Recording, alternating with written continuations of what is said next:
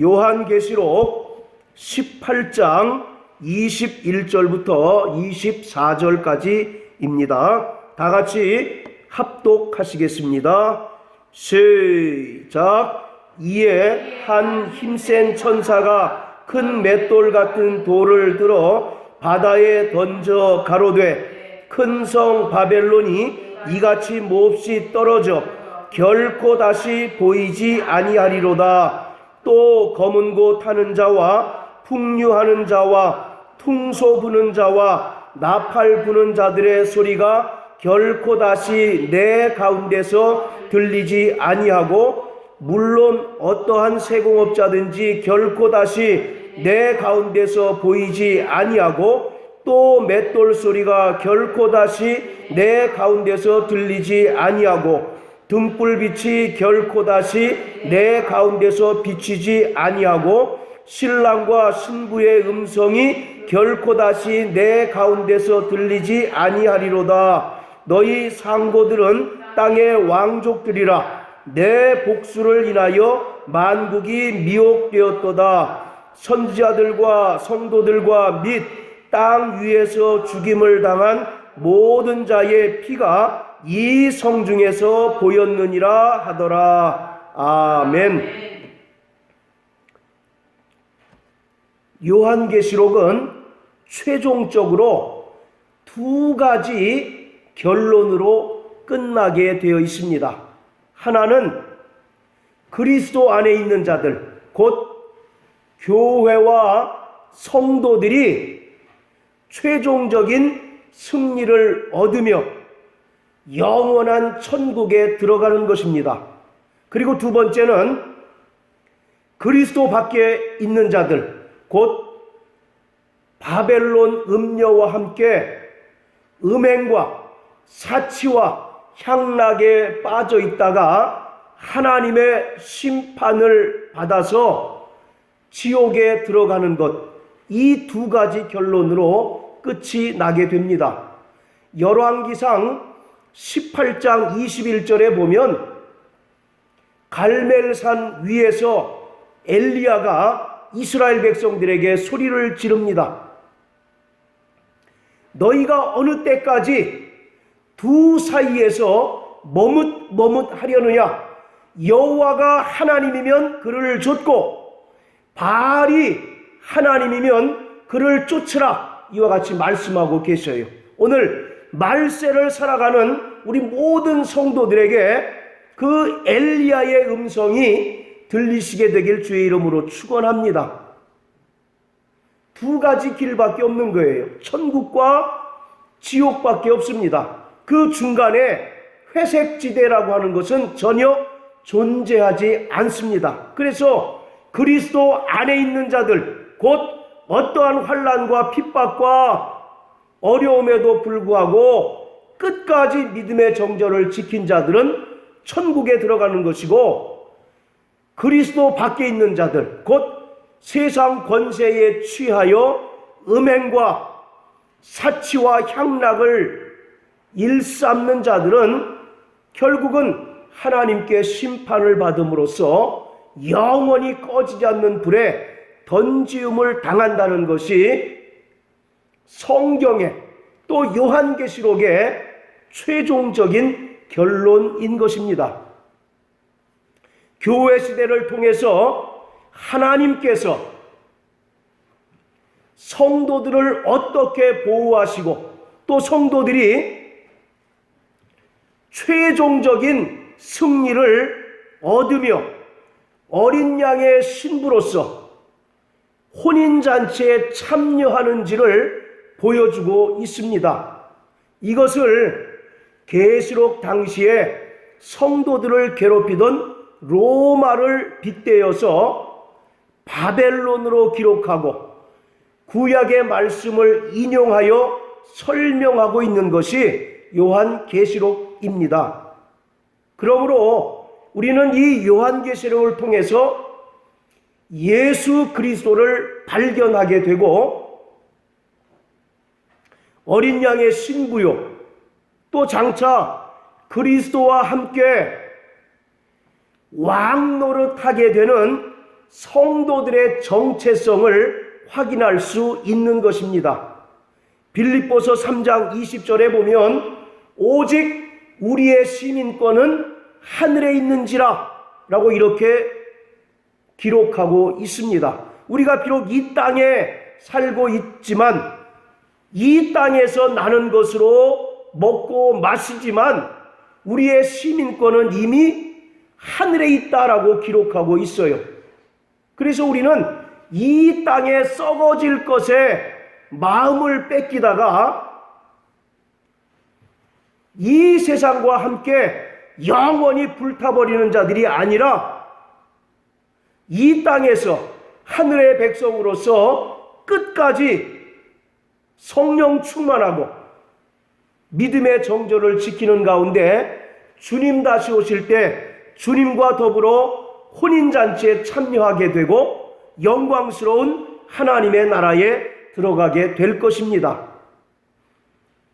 19장의 내용이 어린 양의 혼인잔치인 거예요. 그래서 청함을 받은 자들이 복이 있다라고 성경은 말씀하고 계십니다. 오늘 본문은 결코 다시라고 하는 표현을 무려 6번이나 사용함으로써 바벨론에게 내리신 하나님의 심판이 엄하여서 회생 불가능의 상태에 이르는 것을 강조하고 있습니다. 자, 한번 21절부터 24절까지 결코 다시라고 하는 표현이 몇 번 나오나 한번 찾아보세요. 결코 다시, 영어로 하면 never again 이렇게 되는데 몇 번 나옵니까? 21절부터 24절까지 6번 나오죠. 예, 계속 결코 다시 무려 6번을 사용해요. 이것은 바벨론이 하나님의 심판을 받아서 회생이 불가능할 정도로 망가지고 깨뜨려졌다라고 하는 사실을 강조하고 있습니다. 자, 21절을 보시면 이에 한 힘센 천사가 큰 맷돌 같은 돌을 들어 바다에 던져 가로되 큰 성 바벨론이 이같이 몹시 떨어져 결코 다시 보이지 아니하리로다 이렇게 말씀합니다. 21절의 말씀은 구약의 바벨론에 대한 예레미야 선지자의 예언을 배경으로 하고 있습니다. 자, 우리 한번 구약 예레미야 51장을 다 같이 한번 보시겠습니다. 예레미야서 51장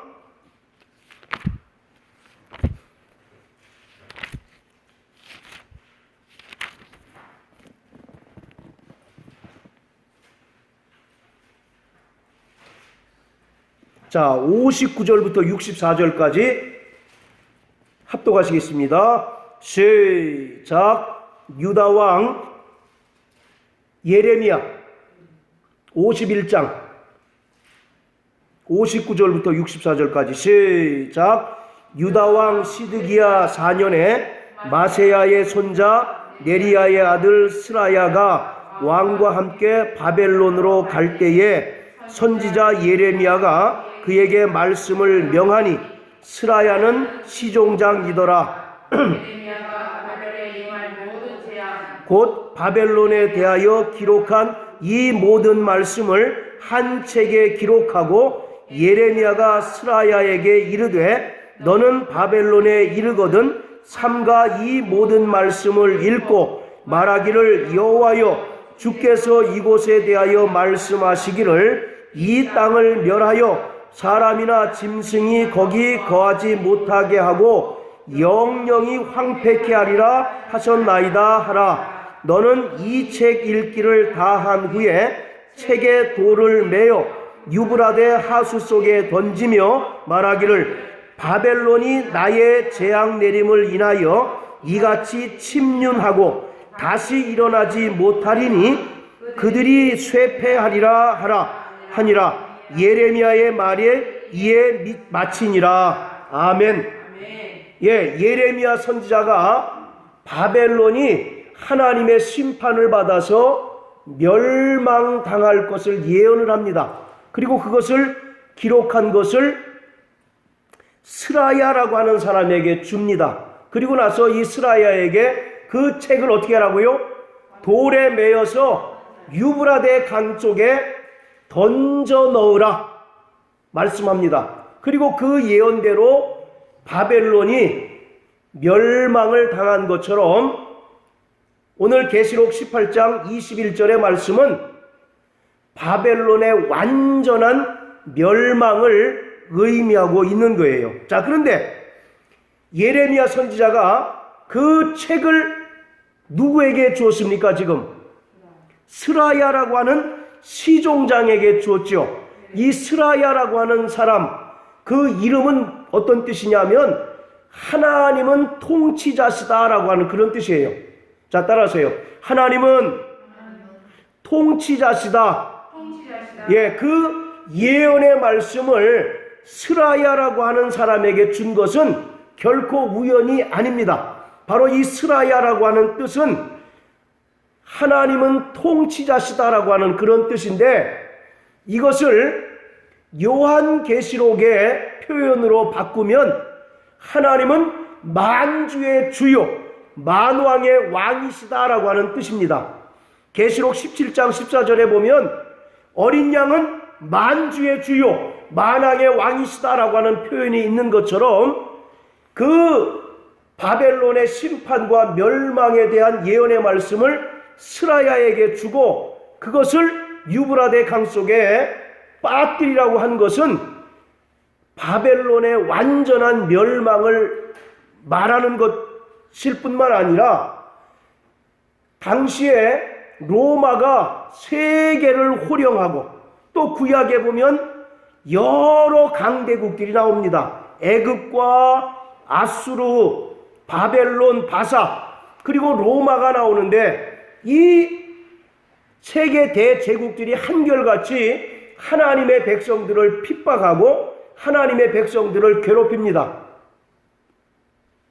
그 위세를 어느 누구도 꺾을 수 없을 정도로 대단히 강한 나라들이었어요.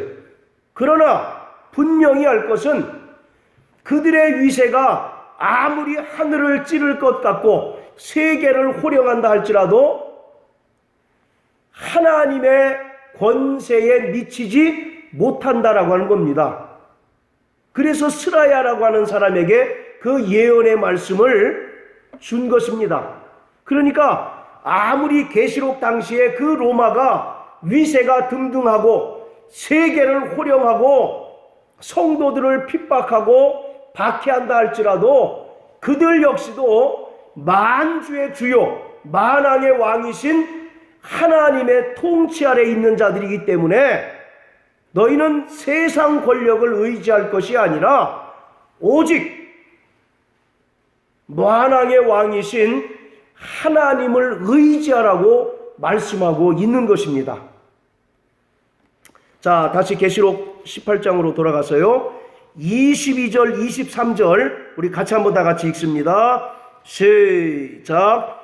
또 검은 고 타는 자와 풍류하는 자와 퉁소 부는 자와 나팔 부는 자들의 소리가 결코 다시 내 가운데서 들리지 아니하고, 물론 어떠한 세공업자든지 결코 다시 내 가운데서 보이지 아니하고, 또 맷돌 소리와 결코 다시 내 가운데서 들리지 아니하고, 등불빛이 결코 다시 내 가운데서 비치지 아니하고, 신랑과 신부의 음성이 결코 다시 내 가운데서 들리지 아니하리로다. 너희 상고들은 땅의 왕족들이라. 내 복수를 인하여 만국이 미혹되었도다.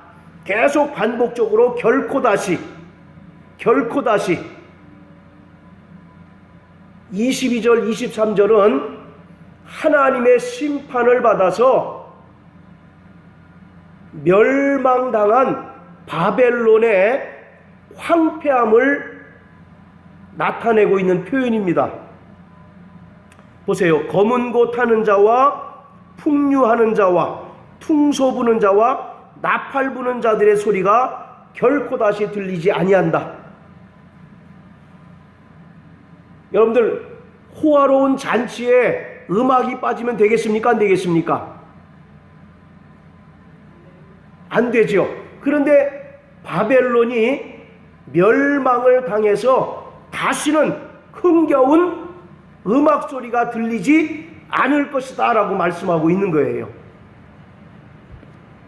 그리고 어떠한 세공업자든지 결코 다시 내 가운데서 보이지 아니하고, 여러분들 12절 13절에 보면 당시에 그 거래하던 품목들이 나오죠.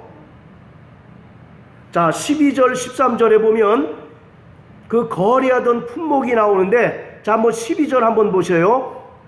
12절에 보면 각종 상아 기명과 값진 나무와 진유와 철과 옥석으로 만든 각종 기명이며, 기명이 뭡니까? 그릇이에요. 그릇. 요새 우리나라 유명한 그릇 뭘 쳐줍니까? 방자유기 그런 거 말고 무슨 차이나 본 뭐 그런 거 있잖아요. 왜? 그런 거 있죠. 그것처럼 당시에 로마에는 진귀한 그릇들이 너무 많이 거래가 됐어요. 그리고 그 그릇들은 전부 세공업자들이 다 하나하나 조각을 했답니다. 조각을. 그런데 세공업자들이 다시 나타나지 않는다라고 하는 것은 더 이상 그 아름답고 진귀한 그릇들이 거래가 되지 않는다라고 하는 것을 설명하고 있는 거예요. 그리고 또 맷돌 소리가 결코 다시 내 가운데서 들리지 않는다. 여러분들, 맷돌은 뭐 하는 겁니까? 음식을 만드는 거죠. 그러니까 잔치를 베풀었는데 음악이 빠지고 먹을 것이 빠지면 잔치가 이루어집니까? 안 이루어집니까? 잔치가 이루어지지 않죠. 지금 바벨론이 멸망을 당해서 그러한 상태라고 하는 겁니다. 그 앞에 보면 얼마나 사치와 향락이 하늘을 찌를 듯합니까? 그런데 바벨론이 그만 하나님의 엄중한 심판을 받아서 음악 소리가 그치게 되고 각종 진귀한 그릇들을 세공하는 세공업자들이 보이지 않고 음식들이 더 이상 존재하지 않는 그런 상태가 되어버리고 만다는 거죠. 자, 그리고 23절도 마찬가지입니다. 등불빛이 결코 다시 내 가운데서 비치지 않는다. 하나님의 심판을 받아서 바벨론이 칠흑 같은 어두움에 휩싸이게 된다라고 하는 것이고요. 신랑과 신부의 음성이 결코 다시 내 가운데서 들리지 않는다. 그러니까 신랑과 신부의 음성이 들리지 않는다. 무엇을 연상할 수 있겠습니까?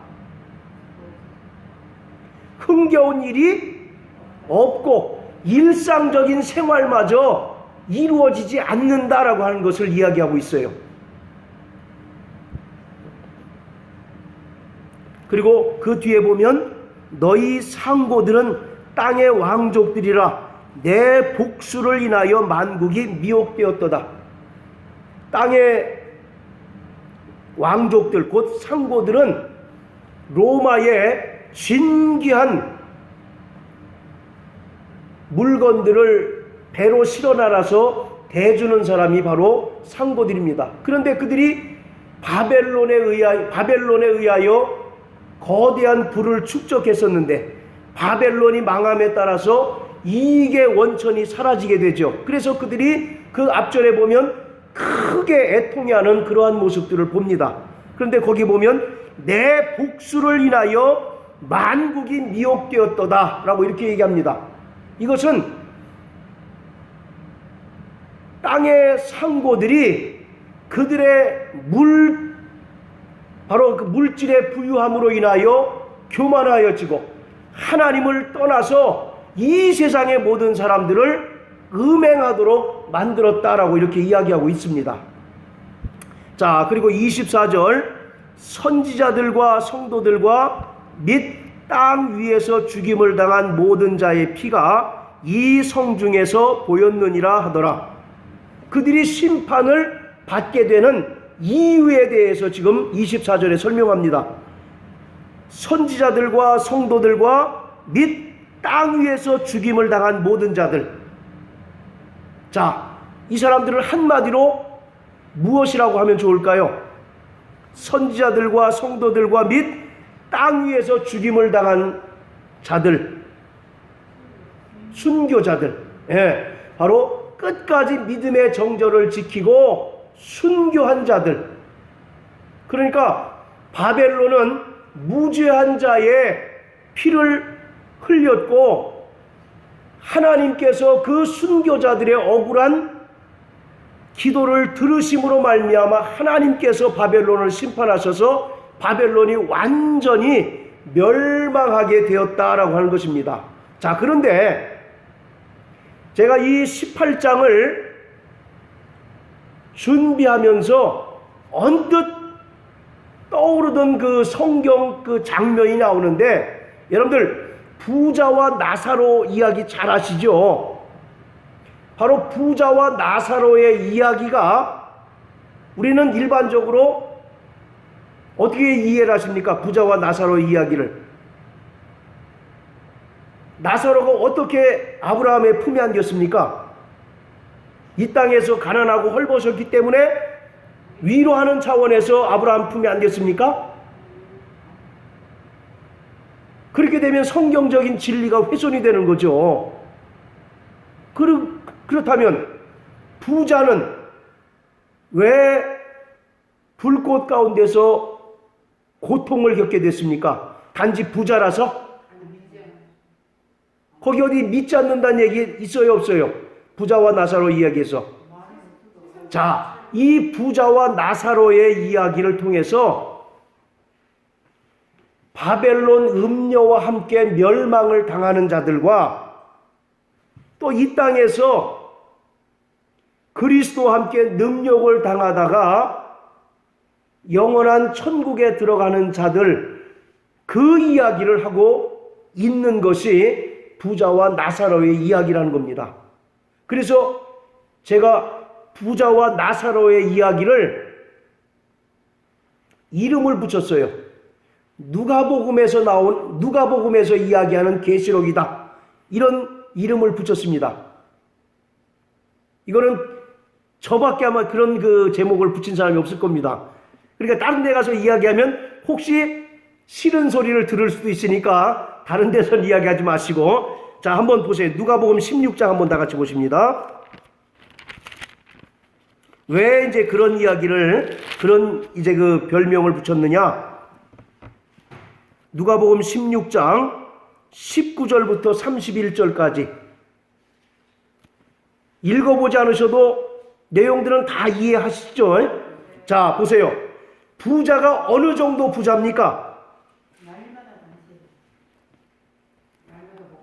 자, 19절 20절에 보면 그가 자색 옷과 고운 베옷을 입었어요.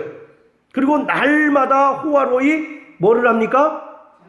잔치를 베풀지요. 그리고 20절에 보면 그 부자의 대문에 누워라고 하는 말이 있죠. 이 대문이라고 하는 말이 있는데, 여러분들 대문이 뭡니까? 대문.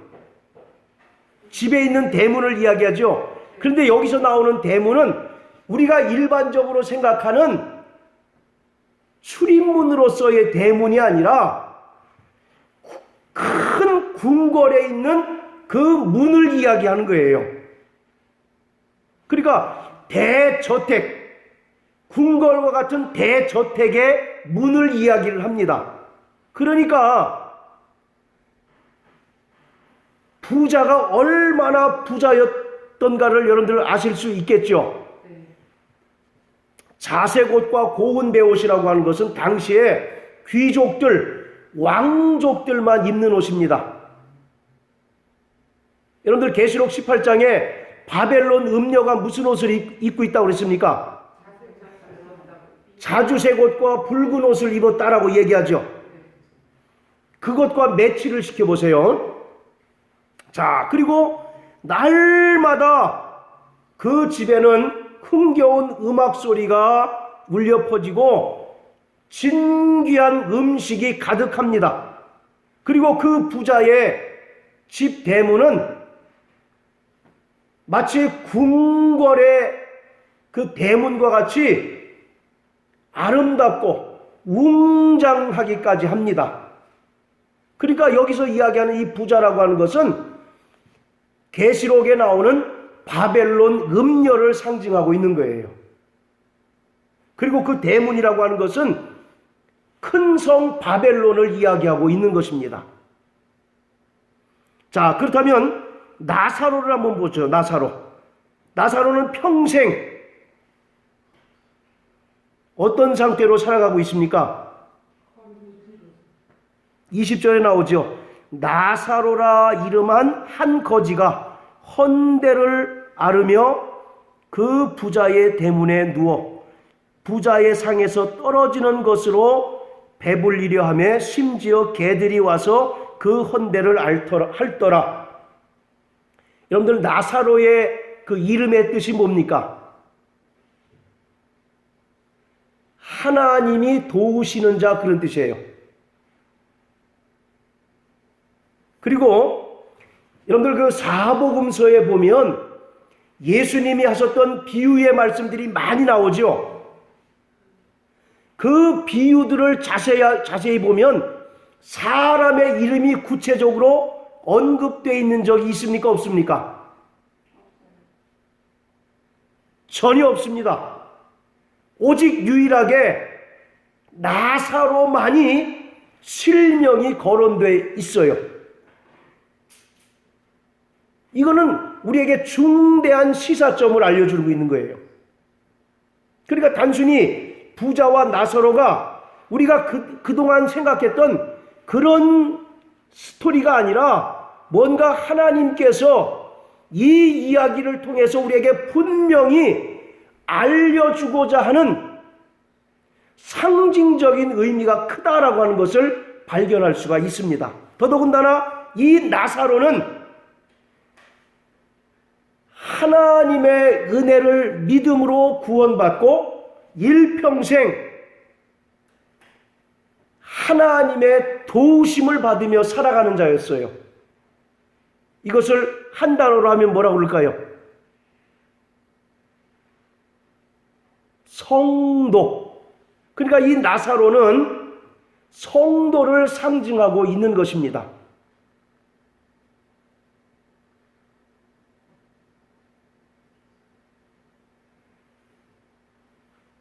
나사로가 어떻게 아브라함의 품에 안겼겠습니까?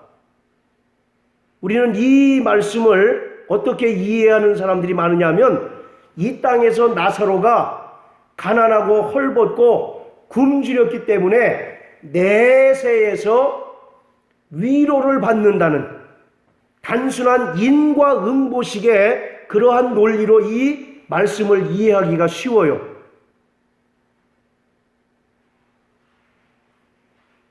여러분들에게 한번 질문하겠습니다. 나사로가 어떻게 아브라함의 품에 안길 수 있었을까요? 이 땅에서 그냥 가난하고 헐벗고 고생했기 때문에 내세에서는 네가 위로를 좀 받아라. 그런 차원에서 하나님께서 아브라함의 품에 안기게 하셨을까요?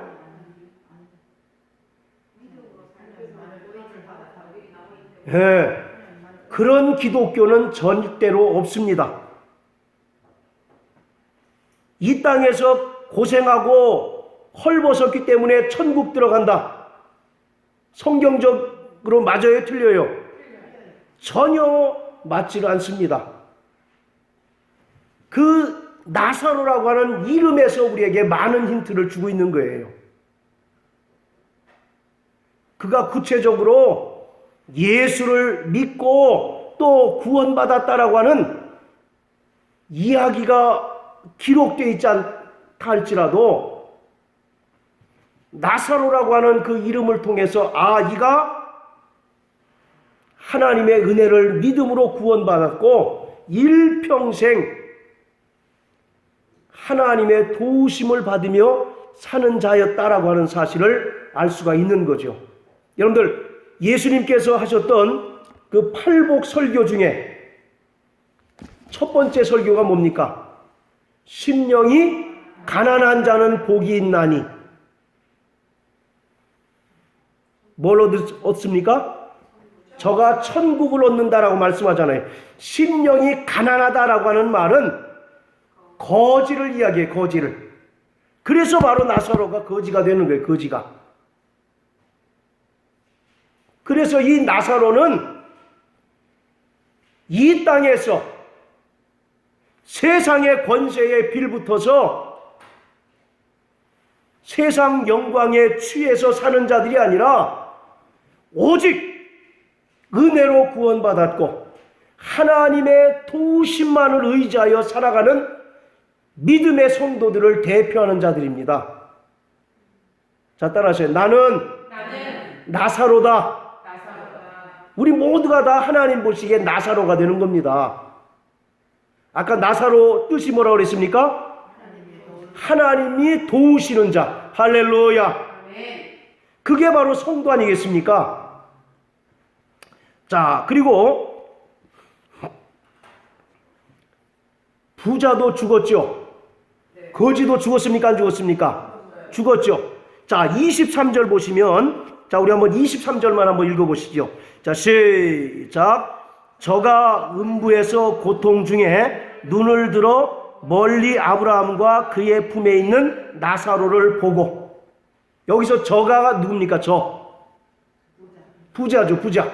부자가 이제 죽어서 음부에서 고통 중에 있어요. 그런데 눈을 들어 보니 늘 자기 집에 왔던 거지 나사로가 아브라함의 품에 안겨 있습니다. 여기서 고통 중에, 이 말이 중요합니다. 따라서요. 고통 중에. 여기서 이 고통이라고 하는 것은 종말론적인 형벌을 이야기합니다. 이 단어가 또 어디 나오느냐면, 자, 우리 김영미 집사님만 찾아서 읽어주세요. 계시록 18장 10절. 나머지 분들은 안 찾으셔도 돼요. 그 고난을 무수하여 멀리 서서 가로되 화해도 됐습니다. 그 고난이라고 되어 있어요. 누가 고난을 당하는 겁니까? 바벨론이 당하는 고난. 그건 바로 심판의 형벌이거든요. 그것과 똑같은 단어를 썼어요. 그러니까 부자가 음부에서 당하는 고통은 이 땅에서 우리 믿는 사람들이 당하는 고난, 그런 것이 아니고 하나님께 심판을 받아서 당하는 종말론적인 형벌을 나타내고 있는 겁니다.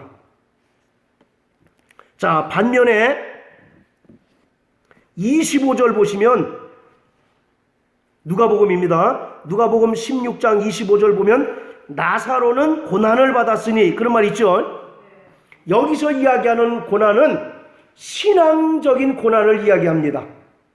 조롱을 당하고 세상 사람들로부터 멸시를 당하는 그런 따위를 이야기하는 겁니다. 한번 생각해 보세요. 부잣집에 날마다 거지가 찾아와요. 친절하게 대해줬겠습니까? 문전박대했겠습니까? 문전박대했겠죠. 그 옷이 남루할 뿐만 아니라 온통 그 몸이 헐어서 정상적으로 살기 어려운 그런 사람이니까 문전박대했겠죠. 바로 여기서 이야기하는 고난이라고 하는 것은 신앙적인 고난으로서 사람들로부터 조롱을 당하고 정죄를 당하고 멸시를 당하는 그러한 고난을 이야기하고 있는 거예요. 자, 그리고 또 28절 보시면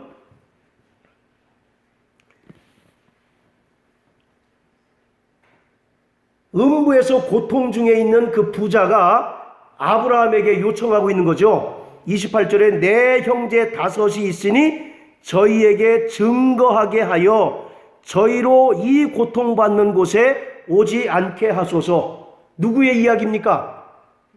부자의 이야기죠.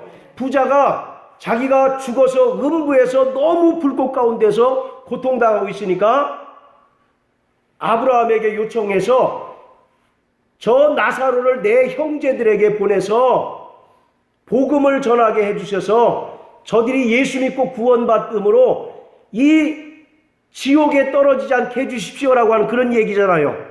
여기서 증거라고 하는 말이 헬라어로 마르투스입니다. 마르투스. 사도행전 1장 8절에 예수의 증인할 때 그 단어와 똑같습니다. 자, 종합해서 결론을 내드리죠. 거지 나사로가 매일 부잣집을 찾아간 목적이 무엇이었을까요? 물론 1차적으로 허기진 배를 채우고자 하는 목적이 있었습니다. 그것을 부인하진 않아요. 그렇지만 그것보다 더 중요한 목적이 있었다는 거죠. 그것이 뭐냐면 사치와 향락에 빠져서 하나님의 심판을 알지 못하는 자들에게 먼저 믿음으로 구원받고 하나님의 자녀된 자들로서 담대히 나가서 예수를 전했던 것입니다. 쉽게 얘기해서 전도하기 위해서 찾아갔던 거예요. 허기진 배를 채우고자 하는 물론 그런 목적도 있었을 겁니다. 그러나 더 중요한 것은 그가 예수 믿지 않으면 당신들 영원한 심판을 받습니다.